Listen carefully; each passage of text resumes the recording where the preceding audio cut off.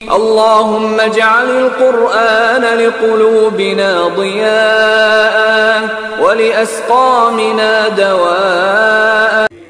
तू हमें कहता शियों ने कत्ल किया, उस टाइम तो शिया नहीं थे, उस दौर में बड़े बड़े आला लोग थे, मैं नाम नहीं लेना चाहता। आज मेरी ये कोशिश होगी कि मैं करबला की हकीकत और कातिलाने इमाम हुसैन रज़ियल्लाहु तआला अन्हु की हकीकत को अया करूं, क्योंकि हम रोजाना सैकड़ों की तादाद में उलमा और मुफ्तियाने दिन को सुनते हैं जिनके नजरियात और अकायद इस मामले में एक दूसरे से बिल्कुल मुख्तलिफ होते हैं। और ऐसे में आम इंसान ये बात सोचने पर मजबूर हो जाता है कि असल हकीकत क्या है, क्योंकि उसका ये जहन बनाया जाता है कि आखिर हमारे पास अगर दलील है तो दूसरे के पास भी तो दलील होगी। इसी सोच ने हमारे नजरियात और अकायद को दीन की असर रूह से कोसों दूर रखा हुआ है। वैसे तो आपने मुख्तलिफ लोगों से करबला का पस मंजर सुना, मगर सब तारीख की मनगढ़ंत और बेबुनियाद बातें हैं। मैं आपको उनके हाथों लिखी उनकी सच्ची तारीख बतलाता हूँ जिन्होंने इमाम हुसैन रज़ियल्लाहु तआला अन्हु को शहीद किया। थोड़े वक्त में कोशिश करूँगा हम पहलू पर रोशनी डालूं, क्योंकि आज मेरे हाथ में सियासत नहीं बल्कि आज मेरे हाथ में शियों की सबसे मोतबर किताब है, और ये वो किताब है जिसमें करबला का पस मंजर तफसील से बयान किया गया है। इस किताब का नाम है सहीफ़े करबला, और ये ऐसी किताब है कि इस किताब में हक को जितना छुपाने की कोशिश की गई है, हक उतना ही अया होता रहा है। अपनी गुफ्तगू शुरू करने से पहले आपको एक बात बतला देना लाजमी समझता हूँ। खुदारा मेरी इस गुफ्तगू को आज़ाद जहन से सुनिएगा, किसी फिरके की आड़ में आके मेरी गुफ्तगू को हरगिज़ न सुनिएगा, और फैसला इंसाफ के साथ होना चाहिए। पहले मैं जो किताब में लिखा है वो बयान करूँगा, फिर उसकी तशरीह करता जाऊँगा। मैंने जो सबसे पहले इस किताब में पढ़ा वो ये था कि इमाम हुसैन रज़ियल्लाहु तआला अन्हु ने फरमाया, मैंने खुद सुना रसूलुल्लाह सल्लल्लाहु अलैहि वसल्लम से कि अबू सुफियान के घराने पर खिलाफत हराम है, और अगर मुआविया को मेरे मिंबर पर देखो तो बेदरक उसका पेट जा कर दो। खुदा की कसम मदीना वालों ने उसे मेरे मिंबर पर देखा, लेकिन जिसका हुक्म दिया गया था उन्होंने उस पर अमल नहीं किया। यानी रसूलुल्लाह सल्लल्लाहु अलैहि वसल्लम ने अबू सुफियान के घराने पर खिलाफत को हराम करार दिया था, लेकिन अब चूंकि खिलाफत अमीर मुआविया के पास है, लिहाजा लोगों ने रसूलुल्लाह सल्लल्लाहु अलैहि वसल्लम के उस हुक्म की नाफरमानी की। ये तो थी इनकी बात। अब जरा समझिएगा, इस बात पर उम्मत का इजमा है कि इमाम हसन रज़ियल्लाहु तआला अन्हु ने खिलाफत अपनी रज़ा से बगैर किसी जबर के हजरत अमीर मुआविया रज़ियल्लाहु तआला अन्हु के सुपुर्द कर दी। इसके पीछे वजह क्या थी? अब्दुल्ला बिन सबाह जो इन शियों का सबसे बड़ा लीडर था और मुनाफिक था, उसकी ये कोशिश थी किसी न किसी तरीके से मुसलमानों की खिलाफत को खत्म कर दिया जाए, मुसलमानों की हुकूमत को गिरा दिया जाए, इनको जलील कर दिया जाए और पूरी दुनिया में यहूद और नसारा का परचम लहराया जाए। लिहाजा इसने मुसलमानों में मुनाफिकत का बीज बो दिया, और जंग जमल में भी आप जानते हैं इसने क्या किरदार अदा किया। फ़कत आगे चलता रहा। इमाम हसन रज़ियल्लाहु तआला अन्हु का जब दौर आया तो इस दौर में अब्दुल्ला बिन सबा की मुनाफिकत उरूज पर पहुंच चुकी थी। लिहाजा इमाम हसन रज़ियल्लाहु तआला अन्हु अब इन हालात पर काबू नहीं पा सकते थे। लिहाजा उन्होंने तजुर्बे की बुनियाद पर खिलाफत अमीर मुआविया रज़ियल्लाहु तआला अन्हु को सौंप दी, क्योंकि वो जानते थे उस्मान गनी रज़ियल्लाहु तआला अन्हु के दौर में भी वो शाम में गवर्नर रहे थे, उनका तजुर्बा ज्यादा था। लिहाजा तजुर्बे की बुनियाद पर उन्होंने खिलाफत अमीर मुआविया रज़ियल्लाहु तआला अन्हु के सुपुर्द कर दी कि वो इन हालात पर मुझसे बेहतर काबू पा सकते हैं। और सबसे पहले इमाम हसन रज़ियल्लाहु तआला अन्हु ने अमीर मुआविया रज़ियल्लाहु तआला अन्हु के हाथ पे बैत की। अब अगर यह रसूलुल्लाह सल्लल्लाहु अलैहि वसल्लम की नाफरमानी थी तो सबसे पहले जिन्होंने रसूलुल्लाह सल्लल्लाहु अलैहि वसल्लम की नाफरमानी की वो खुद इमाम हसन रज़ियल्लाहु तआला अन्हु थे। जब इमाम ने अमीर मुआविया के हाथ पे बैत कर ली, मुक्तदी तो खुद ब खुद करेगी इमाम को देखकर। हालांकि किसी हदीस में रसूलुल्लाह सल्लल्लाहु अलैहि वसल्लम ने ऐसा फरमाया नहीं, सियासत में कहीं मिलता ही नहीं। अच्छा, हैरानगी की बात है, इसी किताब में सफ़ा नंबर 54 में लिखा है कि मुआविया रज़ियल्लाहु तआला अन्हु ने हुसैन रज़ियल्लाहु तआला अन्हु को खत लिखा कि मुझे आपकी फ़आलियत की खबरें पहुंच रही हैं, क्योंकि मैं ऐसी बातों से आपको बरी समझता हूँ। जो अहद आपने अल्लाह से किया है इसे पूरा कीजिए, यानी मेरी बैत। इमाम हुसैन रज़ियल्लाहु तआला अन्हु ने फरमाया, मेरी निस्बत जिन बातों की तरफ की गई है मैं उससे बरी हूँ। लो जी, ये है इस किताब का हाल। मैं पहले कह चुका हूँ, हक को जितना छुपाने की कोशिश की गई है, हक उतना ही अया होता रहा है। पहले बैत की इमाम हसन रज़ियल्लाहु तआला अन्हु ने, और इसी किताब के 54 नंबर सफ़े पे ये लिखा है कि इमाम हुसैन रज़ियल्लाहु तआला अन्हु ने भी बैत की अमीर मुआविया के हाथ पे, और कहा कि मेरी निस्बत जो लोग बातें कर रहे हैं मैं उससे बरी हूँ, सब झूठी बातें हैं, मैंने तो आपकी बैत की है और इसी पे कायम हूँ। अब अल्लाह के नबी की नाफरमानी की, अल्लाह के नबी के दोनों नवासों ने बैत की अमीर मुआविया के हाथ पे दोनों ने। ये तो थी हमाकत जो तारीख दान यहाँ कर गया। अच्छा, आगे बढ़िए। इमाम हुसैन रज़ियल्लाहु तआला अन्हु ने मदीना इसलिए छोड़ा क्योंकि उन्होंने ख्वाब में अल्लाह के नबी को देखा, जिसमें अल्लाह के नबी ने इमाम हुसैन रज़ियल्लाहु तआला अन्हु की पेशानी पर बोसा दिया और फरमाया, मेरे बाप तुम पर कुर्बान हो जाए। मैं तुम्हें उन लोगों के बीच अपने खून से आलूदा देख रहा हूँ।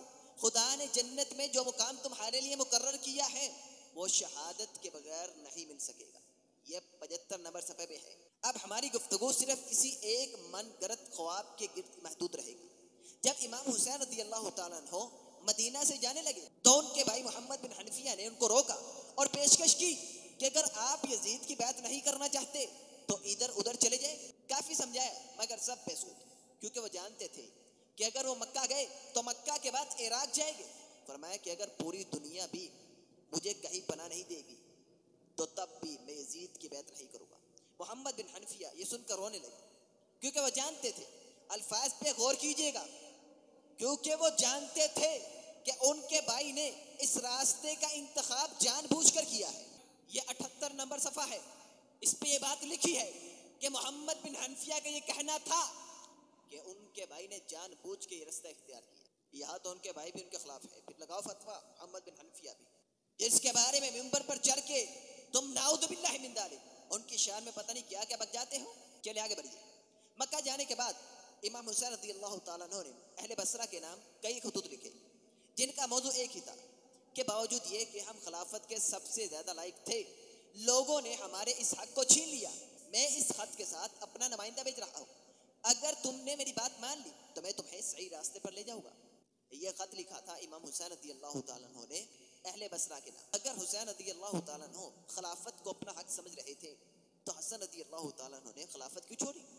पहले ये तो बतलाओ, अगर खिलाफत उनका हक थी तो उनके हक पे डाका किसने मारा? ये बात सोचो तो सही भाई। खिलाफत उस वक्त थी हज़रत हसन रज़ियल्लाहु ताला अन्हु के पास, खिलाफत उनके वफात पाने के बाद जानी थी इमाम हुसैन रज़ियल्लाहु ताला अन्हु के पास, लेकिन इमाम हसन रज़ियल्लाहु ताला अन्हु ने खिलाफत सौंपी अमीर मुआविया को। इसका मतलब अगर हक थी तो हक पे कब्जा किसने करवाया? इमाम हसन रज़ियल्लाहु ताला अन्हु ने खुद करवाया। नाउज़ु बिल्लाह। यहाँ तो फिर दोनों भाइयों के दरमियान झगड़ा होना चाहिए था। खिलाफत मेरा हक थी, तुमने मुआविया को क्यों दी? ये भी एक सवाल है इनके लिए।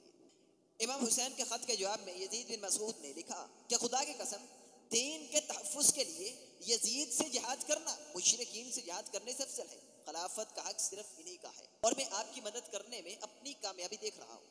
यानी वो तो यही चाहते थे, यानी यजीद के खिलाफ जिहाद का ऐलान किया और हुसैन को मजीद उबारा कि वो इराक आए।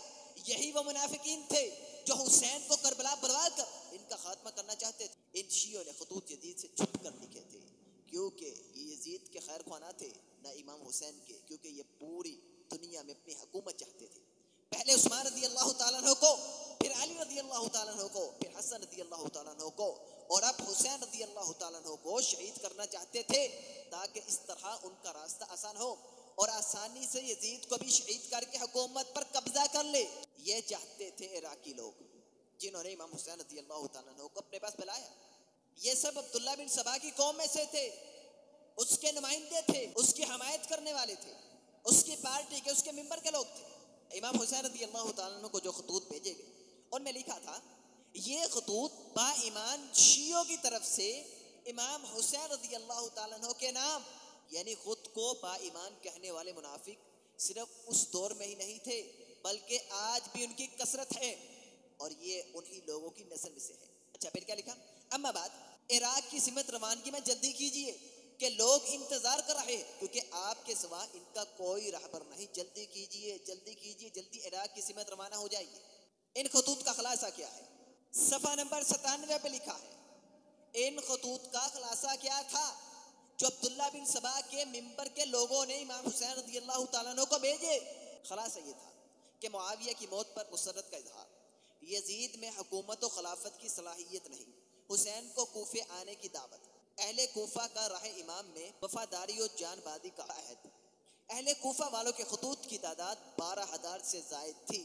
इन तमाम खतूत के जवाब में आपने सिर्फ एक खत पर इक्तफा की और फरमाया, मैं अपने चचेजाद भाई मुस्लिम बिन अकील को तुम्हारे पास भेज रहा हूँ। अगर उन्होंने मुझे इतला दी कि अहले फजलो अकल तुम्हारे खतूत और तुम्हारे कासदों के पैगाम की तायीद करते हैं तो मैं अनकरीब तुम्हारे पास पहुँच रहा हूँ। ये 98 नंबर सफ़े पे लिखा है। यहाँ तक एक नुक्ता समझने वाला है कि इमाम हुसैन रज़ियल्लाहु ताला अन्हु इन शियों को शक की निगाह से देखते थे, क्योंकि उन्हें मालूम था कि उस्मान गनी अली मुर्तज़ा रज़ी अल्लाह तआला अन्हु के कातिल है। अगर यकीन होता तो ख्वाब को पूरा करने के लिए खुद जाते। मुस्लिम बिन अकील को जायजा लेने क्यों भेजा? मतलब ये कि अगर हालात का पता चल जाता तो कभी ना जाते और रसूल सल्लल्लाहु अलैहि वसल्लम की ख्वाब जो अपने भाई से बयान की उसकी तायद ना करते, यानी रसूलुल्लाह सल्लल्लाहु अलैहि वसल्लम की नाफरमानी करते। खुद क्यों नहीं गए? मुस्लिम बिन अकील को क्यों भेजा? क्योंकि शक था कूफियों पर, शियों पर शक था कि उन्होंने अली रज़ी अल्लाह तआला अन्हु को, उस्मान गनी रज़ी अल्लाह तआला अन्हु को शहीद किया। ये बात आगे आएगी। लिहाजा उन्होंने मुस्लिम बिन अकील को रवाना किया। मुख्तार कूफे के हाकिम नुमान बिन बशीर के बहनोई थे, इसलिए मुस्लिम ने उनके घर क़याम किया। लोग वहाँ जमा हुए। मुस्लिम बिन अकील ने ख़त हुसैन पढ़ा। ये अजीम जमात जो 18,000 अफराद पर मुहित थी, जो शिये थे, उस ख़त से बहुत मुतासिर हुए और उनके हाथ पर बैत कर ली। बाज़ ने कहा कि ये 40,000 थे। ये 100 नंबर सफ़े पर लिखा है। हाकिम कूफा नुमान बिन बशीर को जब ये पता चला तो उन्होंने कूफा वालों से मुखातिब होकर कहा, खुदा के बंदो, खुदा से डरो और तफरीका अंदाजी से बचो, क्योंकि इससे बहुत से लोगों का खून बहेगा। ये जो अदीम 40,000 पर मुहीत इमाम हुसैन के जानसार शियों ने, जो मुनाफिकीन थे, हाकिम कूफा की गुफ्तगू ने उनकी हकीकत और असली चेहरा जाहिर कर दिया। तो तादाद 40,000 से कम हो के 25,000 हो गई। रात होने से पहले ही सारा मजमा जो मुस्लिम बिन अकील की बैत पर था, सब ने मुनाफिकत की और गायब हो गए। अनहब बिन कैस ने अहले कूफा के बारे में कहा कि तुम्हारी मिसाल उस औरत की सी है जिसे रोजाना नया शौहर चाहिए। लो शियो, तुम्हारी मिसालें किस तरह बयान की जा रही है कि अहले कूफा की मिसाल उस औरत की सी है जिसे रोजाना नया शौहर चाहिए। और रात के वक्त मुस्लिम के साथ कोई ना था और वो तन्हा थे। समझ न आता था कि किसके दर पे दस्तक दे। ये सफ़ा नंबर 125 पे लिखा है। ये है शियो तुम्हारी औकात। क्योंकि इंसान या तो खुशहाली के वक्त अपनी औकात से पहचाना जाता है या बुरे वक्त में। तुमने दोनों वक्तों में अपनी एक ही औकात दिखाई। जाओ, अगर मुहिब देखने हो तो सहाबा इकराम को देखो, जिन्होंने दिन रात उठते बैठते नबी सल्लल्लाहु अलैहि वसल्लम का साथ न छोड़ा, नबी को तन्हा न छोड़ा। यह थी मोहब्बत रसूलुल्लाह सल्लल्लाहु अलैहि वसल्लम से, उनके जानसार होगी। तुम कैसे जानसार निकले इमाम हुसैन के? तुम फौरन हक से फिर गए और अपनी मुनाफिकत जाहिर की। अब इन्हीं कूफियों ने अपनी इज्जत बचाने के लिए, क्योंकि जलील तो हो चुके थे, मुस्लिम बिन अकील को शहीद कर दिया और नाम यजीद पर लगा दिया। जबकि अभी तक इस किताब में यजीद की कोई कार्रवाई बयान ही नहीं हुई। जब मुस्लिम नामीद हुए और गमगीन हुए तो इब्न अब्बास रज़ियल्लाहु ताला अन्हु ने उनसे फरमाया कि आपको रोना नहीं चाहिए। फरमाया, मैं तो हुसैन और उनके साथियों पर रो रहा हूँ कि वो तुम्हारे खुतूत पर एतमाद करके कूफा रवाना हो गए। ये सफ़ा नंबर 145 पे लिखा है कि मैं तो रो रहा हूँ इमाम हुसैन और उनके साथियों पर कि वो धोखेबाजों तुम्हारे खुतूत पर एतबार करके कूफे रवाना हो गए। अब यहाँ भी एक नुक्ता समझने वाला है। अगर हुसैन को मुस्लिम बिन अकील की शहादत की खबर मिल जाती तो वो कभी कूफे ना जाते, और अगर वो कूफे ना जाते तो रसूलुल्लाह सल्लल्लाहु अलैहि वसल्लम की नाफरमानी, जो दूसरी ख्वाब इस किताब में बयान हुई कि रसूलुल्लाह सल्लल्लाहु अलैहि वसल्लम ने फरमाया कि हुसैन तुम्हें करबला की तरफ जाना है और अपना सफर जारी रखना, इसकी भी मुखालफत हो जाती, इसकी भी नाफरमानी हो जाती। अब सफ़ा नंबर 136 पे सबसे बड़ी हकीकत आया हो गई। मुस्लिम बिन अकील ने कहा कि आप मेरी तरफ से इमाम हुसैन को ये खत पहुंचा देंगे कि आप पर मेरे माँ बाप कुर्बान, अपने अहले बैत को लेकर वापस चले जाइए ताकि अहले कूफा के फरेब से बचे रहे। इन लोगों ने आपके वालिद के मददगारों को कत्ल कर दिया। 136 नंबर से पे ये लिखा है, यानी आपके वालिद के मददगारों को इन कूफियों ने कत्ल कर दिया। यहाँ से ये बात साबित हो गई कि कूफा वालों ने बैत करने के बाद मुस्लिम बिन अकील को शहीद किया और उन्होंने ही उस्मान गनी रज़ी अल्लाह ताला अन्हु को और अली मुर्तज़ा रज़ी अल्लाह ताला अन्हु को भी शहीद किया। और अब धोखेबाजी से आपको भी शहीद करना चाहते हैं। इस सब का मकसद वही था जो मैं पहले बयान कर चुका कि यजीद को भी शहीद करके खिलाफत और हुकूमत इन बेगैरतों के हाथ आ जाए। मगर अल्लाह तबारक व तआला ने उन मुनाफिकों की तदबीरें उलट दी और यजीद खिलाफत पर फाइज रहे और यही खिलाफत आगे बढ़ी। एक और दलील कि मुस्लिम बिन अकील और इमाम हुसैन रज़ी अल्लाह ताला अन्हु के कातिल कौन, इसी किताब के सफ़ा 140 पर मुस्लिम बिन अकील की दुआ के अल्फाज सुनिए। ये तुम्हारी किताब है, हरफ बहरफ पर रहा हूँ।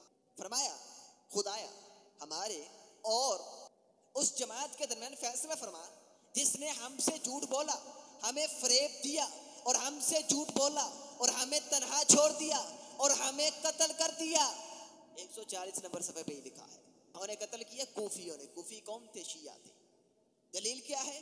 पहले जब इमाम हुसैन के खत का जवाब दिया तो क्या लिखा था? आपके मुअज़्ज़ज़ शियों की तरफ से। यही वो शिया थे और उनकी दुआ में लफ्ज़ जमात है, किसी एक शख्स या हाकिम का नाम नहीं। उन्होंने तो यजीद का नाम लिया ही नहीं, ना यजीद इस मामले से बाखबर थे, उन्हें तो खबर ही नहीं थी।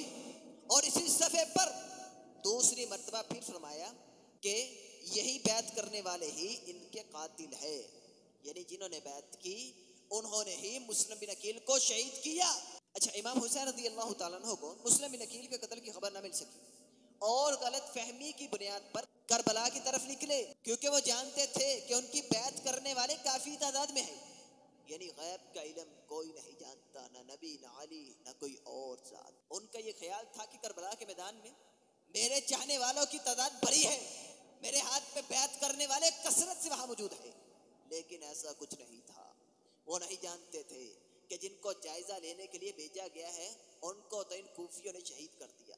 और इसी किताब के सफ़ा 145 पर लिखा है कि हुसैन रज़ी अल्लाह तआला अन्हु ने खुतबा दिया कि मेरी कत्लगाह और मेरे दफन किए जाने वाली जगह पहले मुकर्रर हो चुकी है, मुझे वहाँ पहुँचना है और जो हमारी राह में कुर्बान होना चाहता है वो हमारे साथ आए। अब ज़रा गौर कीजिएगा किस तरह हकीकत को छुपाने की कोशिश की गई, लेकिन फिर हकीकत आया हो गई। यानी मेरी कत्लगाह मुकर्रर हो चुकी है, मेरे दफन होने की जगह मुकर्रर हो चुकी है, अब हम करबला जा रहे हैं। उन्हें मालूम था कि मैंने वहाँ शहीद होना है, कत्ल होना है। अगर रसूलुल्लाह सल्लल्लाहु अलैहि वसल्लम की ख्वाब पर इतना यकीन था कि वो पूरी होकर रहेगी, फिर मुस्लिम बिन अकील को जायजा लेने के लिए क्यों भेजा, क्यों उनको शहीद करवाया? क्या उन्हें नहीं पता था कि मैंने शहीद होना है? यकीन नहीं था, इसीलिए मुस्लिम बिन अकील को शहीद करवाया। नाउज़ बिल्लाह। क्या जवाब दोगे इसका? और फिर मक्का वालों के रोकने पर फरमाया कि मुझे मेरे नाना ने ख्वाब में आकर बतलाया था कि करबला जाओ, अपने सफर को जारी रखो।